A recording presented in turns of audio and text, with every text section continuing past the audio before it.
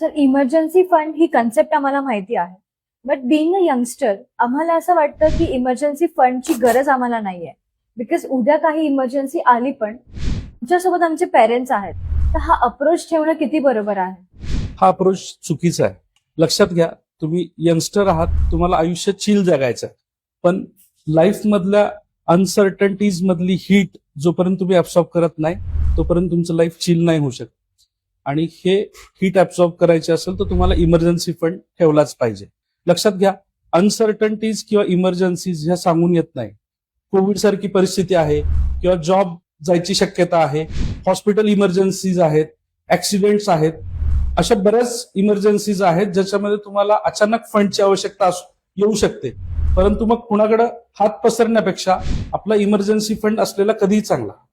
आपल्या मंथली एक्सपेन्सच्या 3 ते 6 पट एवढा फंड तुम्ही इमर्जन्सी फंड म्हणून कायम ठेवला पाहिजे. हा फंड तुम्ही saving account, short term FDs किंवा लिक्विड म्युच्युअल फंड मध्ये पार्क करू शकता. अजून एक गोष्ट कायम लक्षात ठेवा की असा इमर्जन्सी फंड जो तुम्ही तयार करणार आहात तो तुमच्या रेग्युलर एक्सपेन्ससाठी कधीच वापरू नका. इमर्जन्सी फंडमुळे तुम्ही फायनान्शियली इंडिपेंडेंट राहता, तुमच्या लॉंग टर्म इन्व्हेस्टमेंट डिस्टर्ब होत नाही. अजून काय हवंय? हीच तर खरी लक्झरी.